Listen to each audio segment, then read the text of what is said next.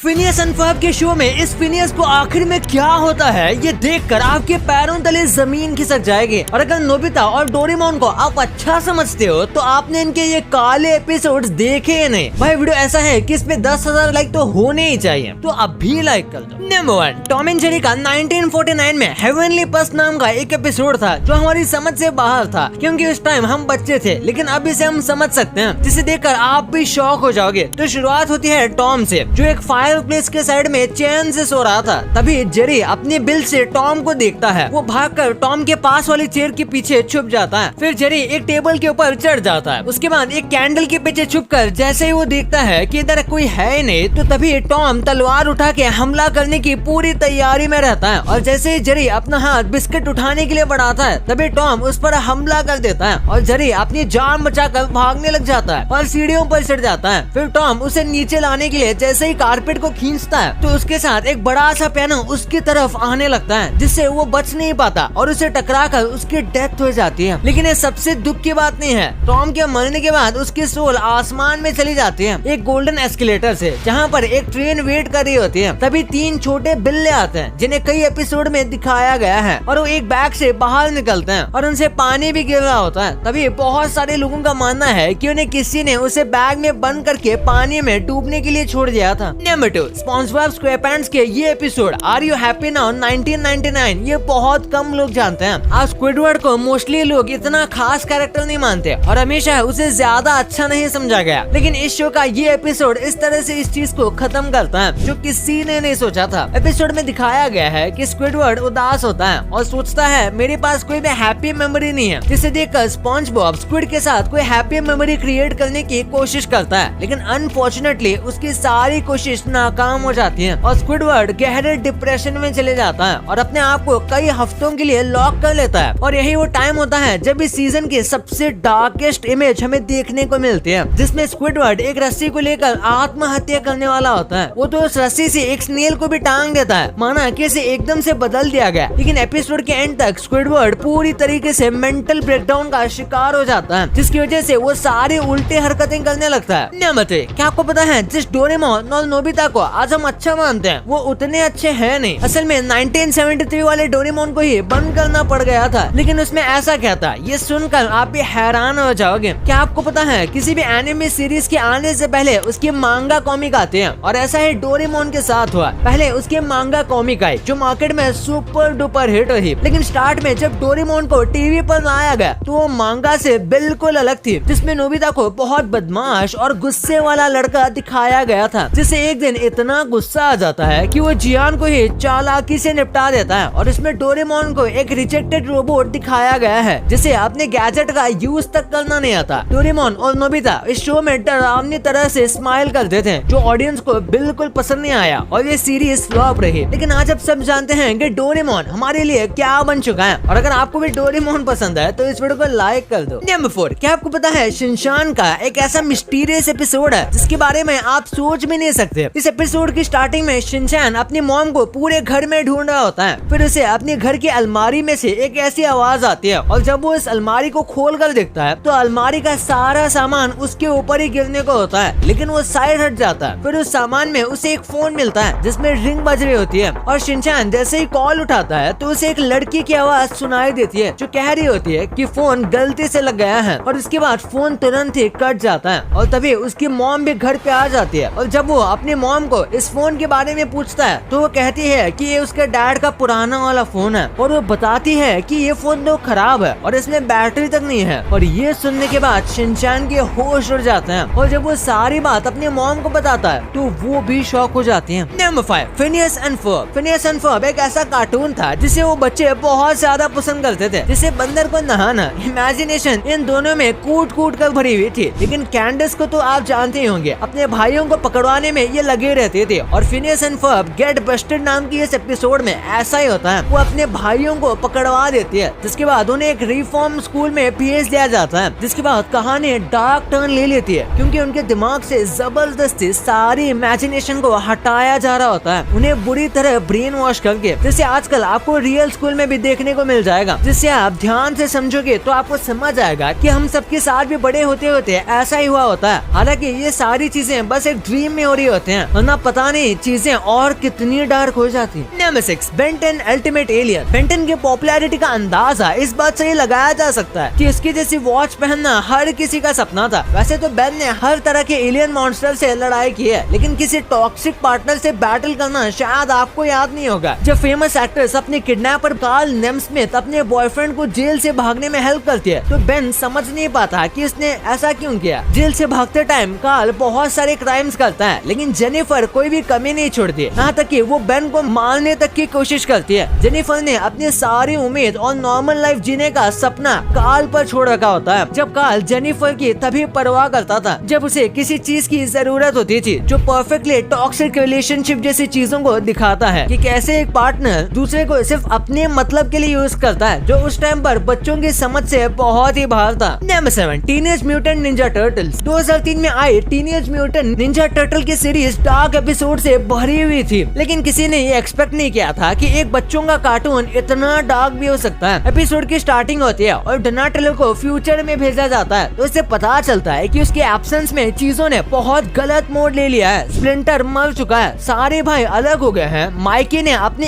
एक हाथ को खो दिया है और श्रेडर ने पूरी दुनिया पर कब्जा कर लिया है। लेकिन ये सब मिलकर एक बार फिर से टाइमलाइन को होने से रोकने की कोशिश करते हैं श्रेडर के हेडक्वार्टर पे जाकर, लेकिन होता बिल्कुल उल्टा है। सारे टर्टल्स एक एक करके मरने लगते हैं और सबसे सैड पार्ट तो तब था जब रफाएल घिसटता हुआ अपने भाई लियो के पास आता है अपना लास्ट मोमेंट जीने के लिए। तो अभी ने teenage mutant Ninja dead turtles कहना बेहतर होगा। नंबर 8, सोचो अगर आप किसी शख्स से मिलने गए और वो आपसे मिलता भी है, लेकिन अगले दिन आप उससे फिर मिलते हो, लेकिन वो कहता है कि मैं तुमसे मिला ही नहीं, तो आपका रिएक्शन कैसा होगा? क्योंकि ऐसा ही कुछ था हमारे बहुत सारा फेवरेट कार्टून निंजा हथौड़ी में, जिसमें दिखाया गया है कि युमिको, केनिची और हमारा अपने स्कूल में फैल रहे भूत होने की अफवाह को चेक करने के लिए रात को स्कूल में जाने का प्लान बनाते हैं, लेकिन स्कूल में जाते ही अजीब चीजें होने लगती हैं। सबसे पहले उन्हें स्कूल के पुराने हेडमास्टर की स्टैचू हिलते हुए दिखता है, फिर वहाँ से वो भाग जाते हैं। फिर स्कूल के अंदर बहुत सारे व्हाइट कपड़ों की चीजें इधर से उधर दिखती है, जिसका हमारा प्रिय फ्रेंड मुकाबला करता है। तो पता चलता है कि वो कियो था, अमारा का पालतू बिल्ला, और ये सब अमारा और कियो कर रहे थे। लेकिन रियल मिस्ट्री तो अभी बाकी है। राज खुलने के बाद ये सब मिलके युमिको को डराने लगते हैं, लेकिन फिर एक सीन में हथौड़ी को युमिको की मिरर के रिफ्लेक्शन दिखते नहीं, जिसे देखकर वो शॉक हो जाता है, लेकिन इस पर वो ज्यादा ध्यान नहीं देता। जिसके बाद ये सब लोग मिलकर एक ग्रुप फोटो लेते हैं और वो अपने घर लौट जाते हैं। फिर सुबह जब केनिची इस फोटो को देखता है तो उसके पैरों तले जमीन खिसक जाती है और वो भागते हुए अमारा के पास जाता है। तो पता चलता है उस ग्रुप में युमिको गायब हो गई है। तभी इनके पास युमिको माफी मांगते हुए कहती है, सॉरी कल मेरी रात में तबीयत खराब होने की वजह से मैं रात में नहीं आ पाई। जिसे सुनने के बाद सबकी आंखें फटी की फटी रह जाती हैं। वैसे आपने भी एपिसोड अगर देखा है तो कमेंट्स में जरूर बताना। चलो ये तो आपने जान ही लिया, पर कैसे आपके दरवाजे का हैंडल आपको ढेर सारी बीमारियों से बचा रहा है और आपको इसके बारे में अंदाजा भी नहीं। कैसे आपके कैप के ऊपर जो छोटी सी चीज होती है वो आपको एक हेलमेट से भी ज्यादा सिक्योरिटी देती है। भाई ये वीडियो गजब का है, इसे अभी दबाओ। और हाँ, ये वीडियो को लाइक करके ही जाना और चैनल को सब्सक्राइब करना तो भूलना ही मत। मिलते हैं अगले वीडियो में, तब तक के लिए बाय।